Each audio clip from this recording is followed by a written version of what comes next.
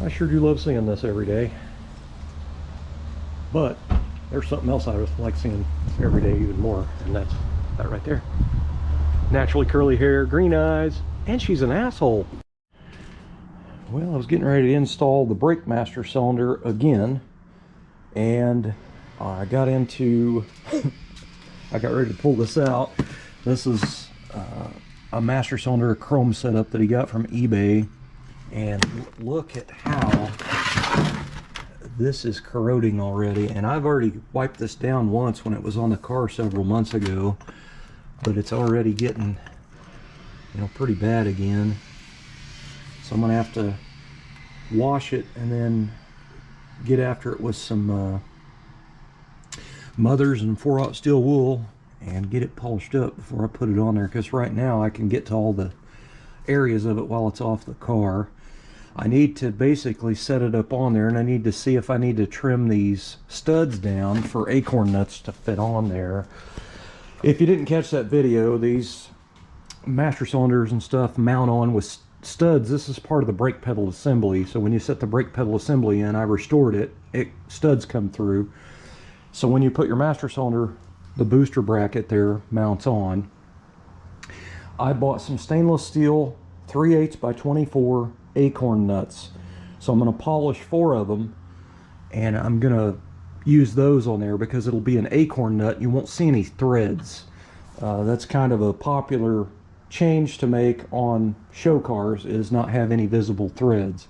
So anyway, not that this is an all-out show car or anything like that. It's just, to me, it'll look better. And anyway, I want to put them on the heater box studs as well. So I may have to take the brake pedal back out and shave those down a little bit, and then clean the threads back up and then reinstall. But I need to find out first. But I'm going to go ahead and clean this, and I guess I'll have to put some wax on it or something.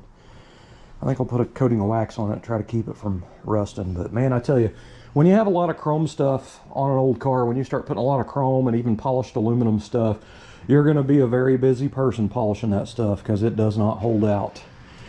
Stainless steel, when you polish stainless steel, it tends to hold out a lot longer than aluminum or chrome does.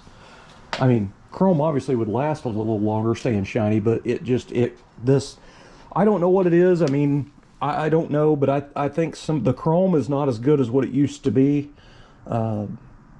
It doesn't seem like the new chrome stuff holds up better, and this may be because it's from overseas. I don't know, and I don't even know if this came from overseas. But I know one thing: the chrome stuff is just, it's going to keep him busy, I'm telling you.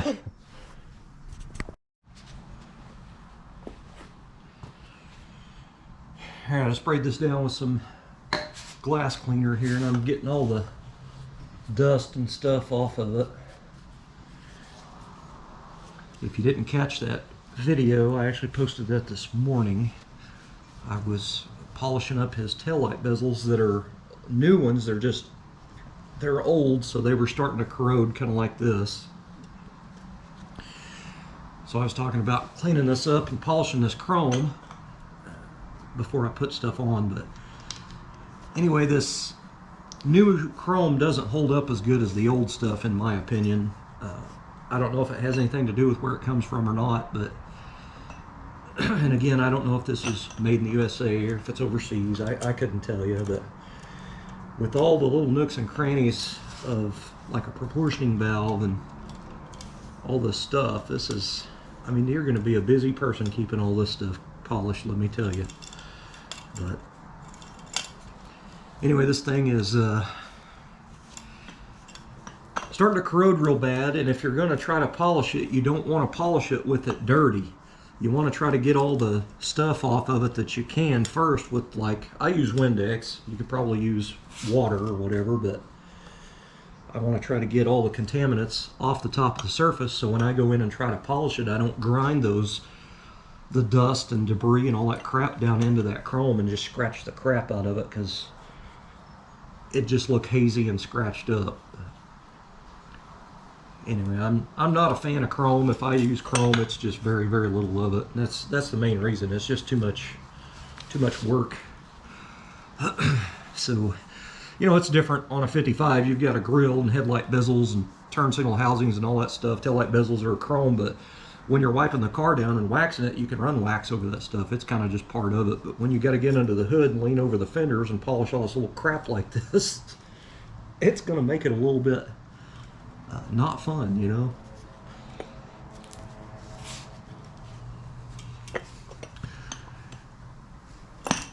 So I thought this was stainless steel. Like this thing's chromed. The booster's chrome, the master cylinder's chrome, the proportioning valve's chrome, even the bracket's chrome. I thought this was stainless. It looks like stainless steel. I can see scratch marks in it, which doesn't look very good, but it's got rust on it. So I don't know what's up with that. It's just not good quality stainless, I guess. Not a metals expert. I did stay at a Holiday Inn Express last night, though. No, not really. It was Best Western. I'm kidding. So now that it's clean, I gotta go in here and work this. This is 4/0 steel wool, and I'm just lightly using it on here. And what this is going to do is get some of that pitting off of here. If you bear down and grind down on it, just rub the crap out of it, it will scratch it. So be aware of that. I can hear it while I'm rubbing on it. It's scratchy sounding, and then it smooths out. Once you get that tall stuff knocked down, you can kind of hear it chill out a little bit. That's got some pretty bad rust right there. So this is a new master cylinder. We put it on at his house. It's been several years ago, a couple years ago at least, and it's never had any fluid in it.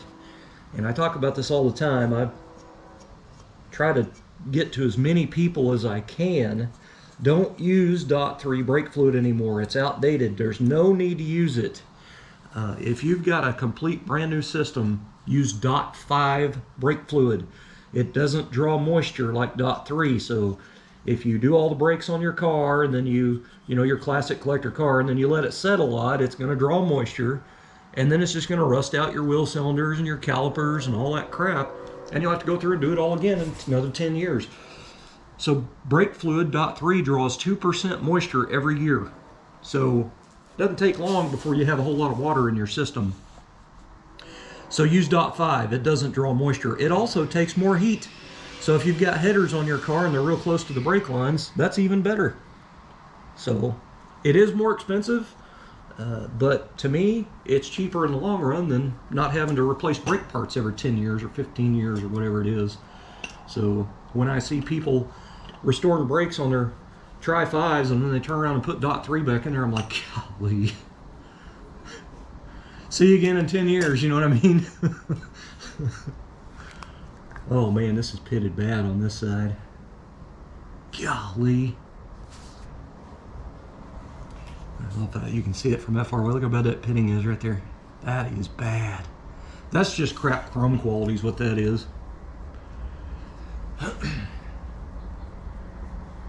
This thing looks cool, don't get me wrong. It looks awesome. I love the master cylinder lid with the fins on it, the aluminum fins that matches his air cleaner and valve covers. The air cleaner that he's got on the car is just like this. It's indented lines, and on the valve covers it's raised, you know, ribs. But I was wanting to put some of his copper paint in the valve cover inserts and in the air cleaner and on this master cylinder lid, but the last time he was here, he said he was gonna have to stop. So I think what he means is we're gonna have to stop doing all this extracurricular activities. I like doing detail stuff though. It's real fun. It keeps it interesting, and all it does is make your car, you know, a little bit more tailored to that person. It kind of breaks it out of the normal from everybody else. If he's parked at a show and there's another 55 beside him, he'll have some pretty distinguishing details on the car that the other car won't have.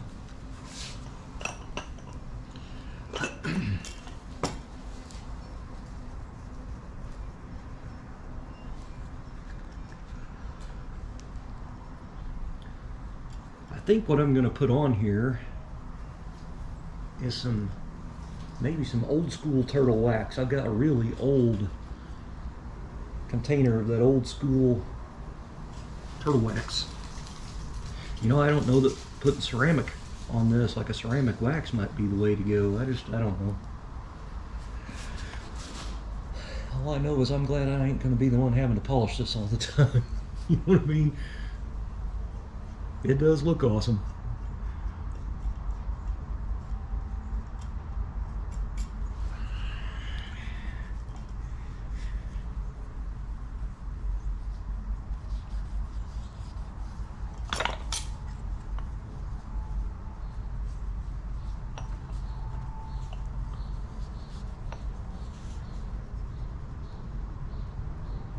And I've been watching a lot of the SEMA videos because SEMA in Vegas was going on, or is going on, I guess. So I've been watching a lot of those videos when I get up in the morning and have my breakfast at the computer. I've been watching a lot of those. You'll see a lot of trends will get set from SEMA.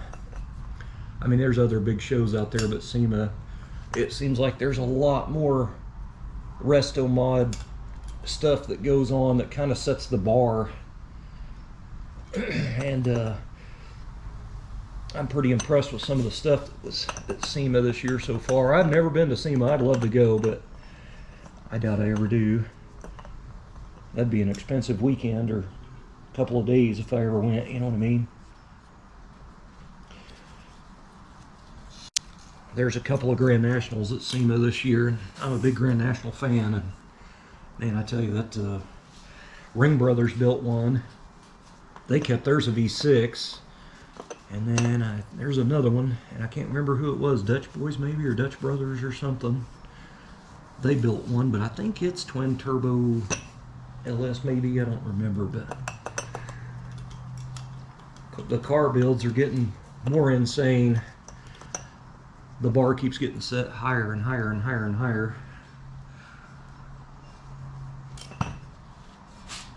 Good golly, guys, this thing is not very clean, man.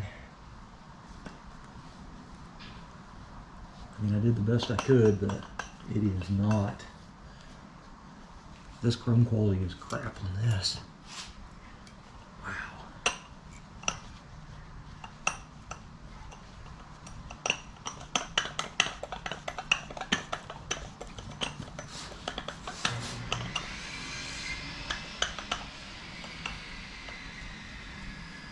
It does look better, but man, that pitting just kind of detracts from it for me. I mean, somebody standing outside the car with the hood up looking, you probably wouldn't notice some of these pits, but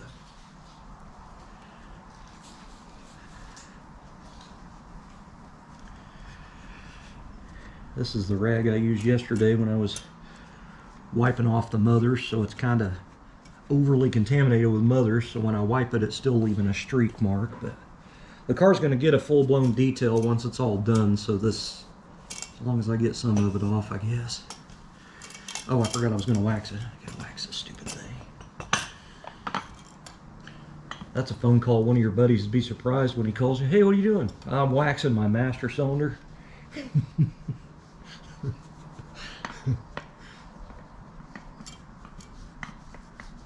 This kit, I remember now seeing the stainless hardware that's in here, the nuts and the bolts.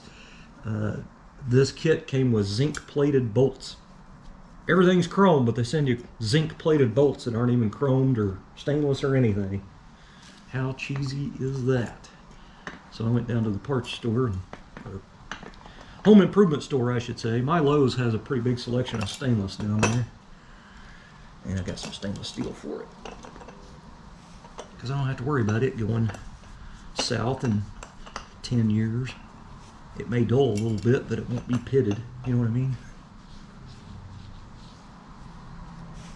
That's about the best I can do with that. It looks better though. Let's see if I can get that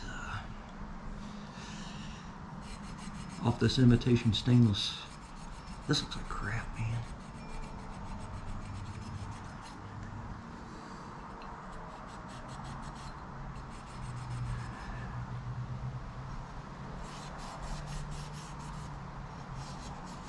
I don't know why they didn't chrome plate this. That's just dumb. I mean, have a chrome booster and master, and then this not is just stupid.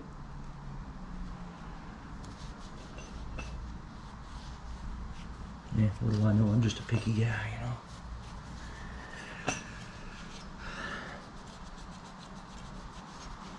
Making 55s better one car at a time.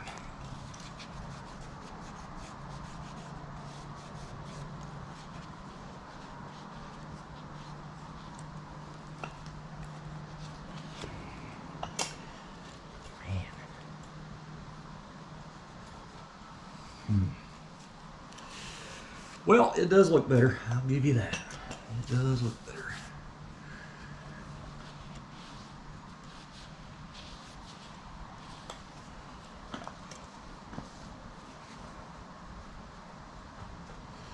Well, I think you guys have sit there and watched me polish on this stupid thing long enough. I think I'm gonna go ahead and wax it.